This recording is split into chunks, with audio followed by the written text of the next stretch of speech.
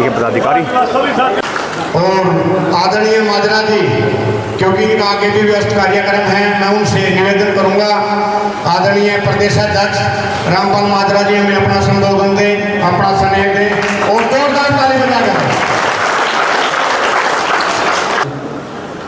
यहाँ के क्षेत्रीय अध्यक्ष राजेंद्र जागलान एडवोकेट साहब, हमारे अजीज़ नवीन मैन जी, पुराने साथी ओम प्रकाश सेहरा जी, और कोई भाई साथी रह गया हो तो यूँ ना सोच लियो भाई, गलती सलती की माफ़ी, कोई नाम रह भी जाते हैं। और आप सभी कार्यकर्ता साथियों, आज पार्टी को मजबूत करने की श्रृंखला में जिस प्रकार से हमने प्रदेश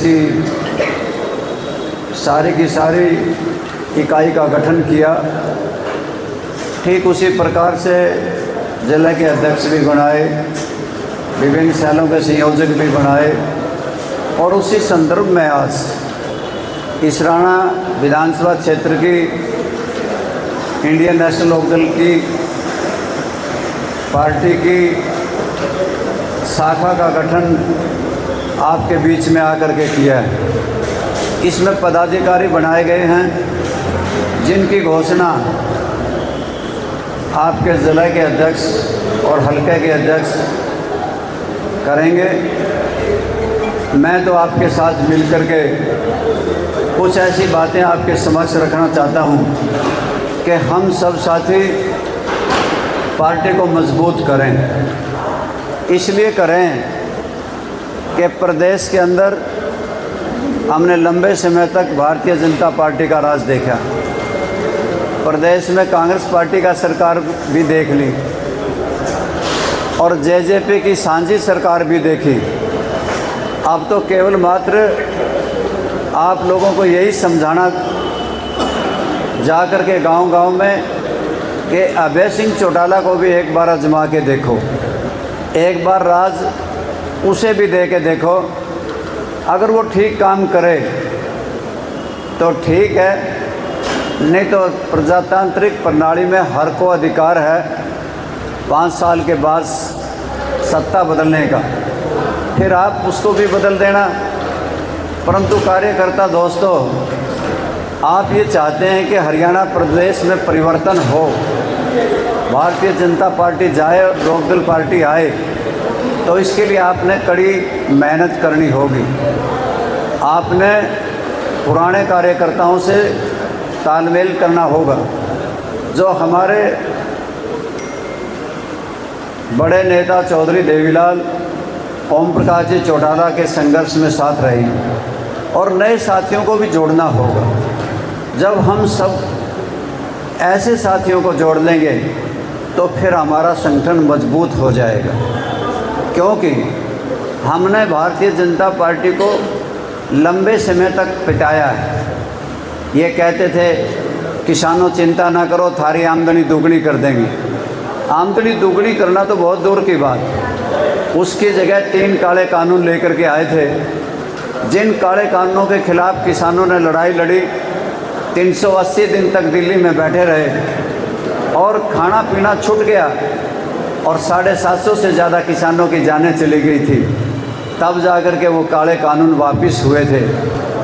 इनके वक़्त में महंगाई बढ़ी है, खाद, बीज, रसोई गैस, पेट्रोल, डीजल सब महंगे हुए, रोड़ी, सीमेंट, सरिया, लोहा, सारी चीज़ों के ऊपर महंगाई लगातार बढ़ती चली गई। और आप हरियाणा प्रदेश की स्थिति भी अछूती नहीं रही। हरियाणा प्रदेश में आप देखोगे कि आज हरियाणा प्रदेश अपराध में नंबर 1 का सूबा है, आज बेरोज़गारी में नंबर 1 का सूबा है। आज हरियाणा प्रदेश अपराध में जहाँ बेरोज़गारी में नंबर 1 पे है, वहीं कर्जा लेने में सबसे ऊपर है। 3,52,000 करोड़ का कर्जा है। आज हरियाणा प्रदेश के स्कूल हैं तो मास्टर नहीं, मास्टर हैं तो किताबें नहीं, अगर अस्पताल हैं तो डॉक्टर नहीं, डॉक्टर हैं तो दवाइयाँ नहीं। आज जल घर हैं तो जल बिन शून्य हैं, बिजली घर हैं तो बिजली बिन शून्य हैं। आज नहरें हैं, रजबाएँ हैं, माइनर हैं, परंतु पानी नहीं। आज हरियाणा प्रदेश में खंबे हैं, तारे हैं, बिजली घर हैं, परंतु बिजली नहीं। आज पढ़ाई करके नौजवान बेरोज़गारी की चक्की में पिस रहे हैं। हमारे बहुत से नौजवान तो पलायन कर गए, इस देश को छोड़ करके अमेरिका, कनाडा, ऑस्ट्रेलिया जैसे देशों में जा कर के नौकरी कर रहे हैं। वो इसलिए कि यहाँ पे कोई रोज़गार मिल नहीं रहा। साथियों, विशेष तौर से मैं कहना चाहता हूँ कि विपक्षी दल अगर मजबूती के साथ कोई मैदान में लड़ रहा है तो लोकदल पार्टी है। आपने देखा होगा कि हरियाणा प्रदेश में अगर रावी व्यास के समझौते हुए, राजीव लंगोवाल समझौता पानी का हुआ था और भूभाग का हरियाणा प्रदेश के 107 गांव हरियाणा को देने का था। बिन 107 गांव दिए चंडीगढ़ पंजाब को दिया जा रहा था और पानी कम किया जा रहा था। तो चौधरी देवीलाल ने न्याय युद्ध लड़ा और वो लड़ाई लड़ करके उस समझौते को ठंडे बस्ते में रखवाने का काम किया। उसके बाद जमुना जल समझौता हुआ। जमुना जल समझौते में हरियाणा प्रदेश के अधिकारों का पटाखा डल रहा था। तो चौधरी ओम प्रकाश चौटाला ने नारनौल से लेकर के चंडीगढ़ तक की ट्रैक्टर यात्रा की, जन जागरण किया, जिसकी वजह से वो समझौता भी रुक गया था। और आपके सामने है कि 2002, 2004, 2016 में सतलुज जमुना लिंक नहर का फैसला आया, परंतु पंजाब ने उसे मानने से इनकार कर दिया। 2016 में जब फैसला आया था तो हमने अभय सिंह चौटाला के नेतृत्व में जेल भरो आंदोलन चलाया और जेल भरो आंदोलन पीक पे था और पीक पे चलते चलते हमारी पार्टी में विघटन हो गया, नहीं तो हम सरकार बनाने जा रहे थे। अब हमारा भाखड़ा का पानी रोका गया। भाखड़ा का पानी रुकते ही चंडीगढ़ में प्रेस कॉन्फ्रेंस पार्टी ने की, सभी जगह जिला हेडक्वार्टर पे प्रदर्शन किए और फिर ये कहा कि हम रास्ते भी रोकेंगे अगर हमारा पानी रोक नहीं छोड़ा। पानी छोड़ दिया गया, तब जा कर के हम ठंडे पड़े। अन्यथा तो हमारी पार्टी ने ही केवल मात्र लड़ाई लड़ी और सारे दल आराम से घर बैठे रहे। साथियों, मैं विशेष तौर से आपसे इतना ही कहना चाहता हूँ कि ज़रा सोचिए हरियाणा प्रदेश के बारे में कि आज लगता है हरियाणा प्रदेश में कोई रखवाला नहीं, आज हरियाणा प्रदेश में कोई सरकार नहीं, बेरोज़गारी चरम सीमा पे है। आज हरियाणा प्रदेश के बेरोज़गार नौजवान मारे मारे फिरते हैं। कभी कहते हैं कि हमने खर्ची पर्ची बंद कर दी, परंतु पंजाब और हरियाणा हाईकोर्ट का एक फैसला आया जिसमें ये कहा गया कि आर्थिक तौर से कमज़ोर लोगों को जो नंबर लगाए गए थे और मेरिट बनाई गई थी वो गलत बनाई गई, गलत नंबर दिए गए।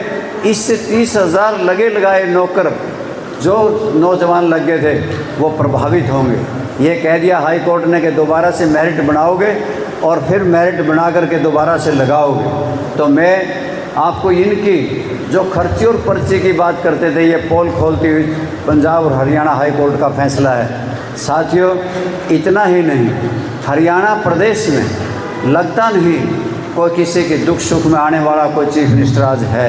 वो तो चौधरी ओम प्रकाश चौटाला ही थे जो हमारे हर के दुख सुख में खड़े रहते थे, हर ब्याह शादी में हमेशा हमारे साथ थे।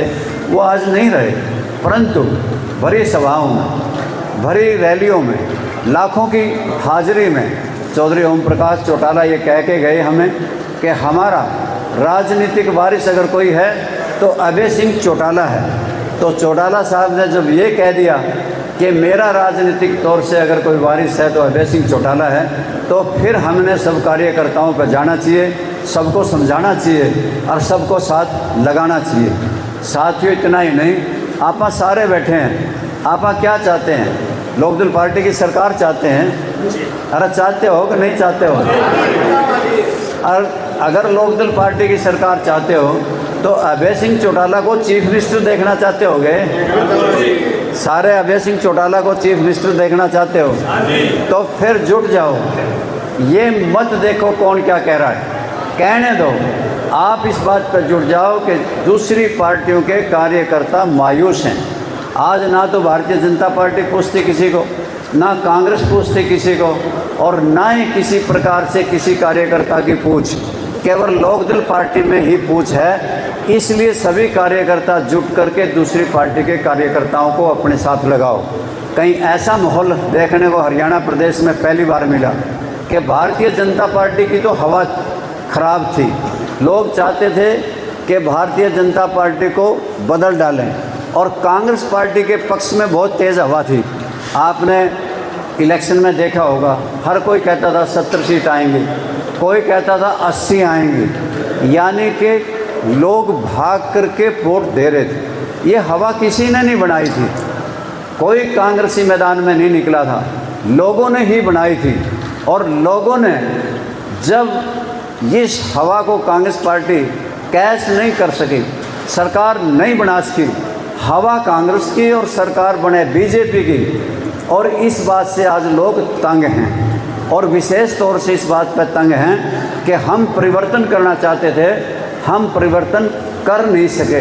अगर परिवर्तन नहीं कर सके तो वो मायूस हैं, वो समझते हैं हम गलत राजनीतिक खिलाड़ी के हाथ में लग गए कि वो परिवर्तन करना ही नहीं चाहता था, कांग्रेस परिवर्तन करना नहीं चाहती थी। इसलिए अब आप लोगों ने उनके पास जा कर के उस मायूसी को तोड़ना है और ये कहना है कि भारतीय जनता पार्टी को अगर चलता करना है तो आओ फिर इंडियन नेशनल लोकदल पार्टी को मजबूत करें, फिर से घर घर जा कर के एक एक कार्यकर्ता को जोड़ने का काम करें और हम आने वाले समय में इंडियन नेशनल लोकदल की सरकार बनाने का काम करें।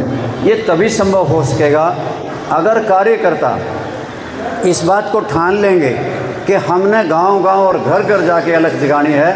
कार्यकर्ता मजबूती के साथ लड़ेंगे, संघर्ष करेंगे, तो ये समझ लेना कि सरकार तो दरवाजे पे खड़ी है, परंतु इसको लाने के लिए केवल कार्यकर्ता ही हमारे पास हैं, क्योंकि नेता के रूप में तो चौधरी ओम प्रकाश चौटाला हमारे बीच नहीं रहे। अब तो सब ने मिल कर के मेहनत करनी है। और मैं विशेष तौर से आप सबसे इतना कहना चाहता हूँ कि हरियाणा प्रदेश की जनता इस बात से बहुत हताश और निराश है कि हम बीजेपी को बदल नहीं सके। उनको लगता है कि ऐसी स्थिति आ गई है कि मूर्छित सी अवस्था है, और मूर्छित अवस्था में आप सबको पता है कि संजीवनी बूटी किस प्रकार से हनुमान जी लेकर के आए थे।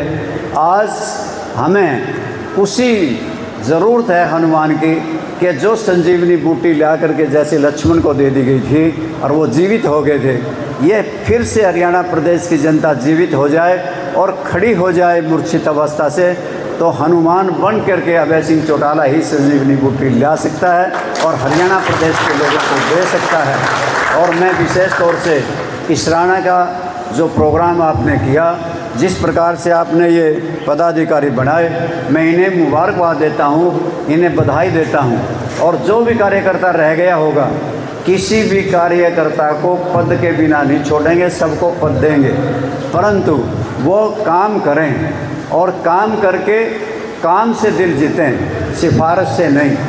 दूर से बता देंगे ये कार्यकर्ता काम करने वाला है, ये नहीं है। तो इसलिए विशेष तौर से राजेंद्र जी जागलान को बहुत बधाई देता हूँ कि उनके आज अध्यक्ष बनने पे इसराना में इतनी महिलाएं आई, इतने आप सब कार्यकर्ता हैं, आप सबका बहुत स्वागत और बहुत बहुत धन्यवाद। तो आज आपने देखा कि इनेलो पार्टी की मीटिंग थी, जिसमें रामपाल माजरा स्टेट प्रेसिडेंट और जो डिस्ट्रिक्ट प्रेसिडेंट कुलदीप राठी और हल्का प्रधान राजेंद्र जागलान, सभी के अपने विचार थे और लोगों के विचार पूछ लिए हमने। दोस्तों, क्या रहेगा इनेलो का आने वाला समय? अगर आपको चैनल अच्छा लगे सब्सक्राइब कीजिए, लाइक कीजिए, कमेंट बॉक्स में जरूर बताना। मुद्दे की बात लेकर आए तिलकराज, अगली बार फिर मिलेंगे नए मुद्दे के साथ। मिलेंगे ब्रेक के बाद। बहुत बहुत धन्यवाद।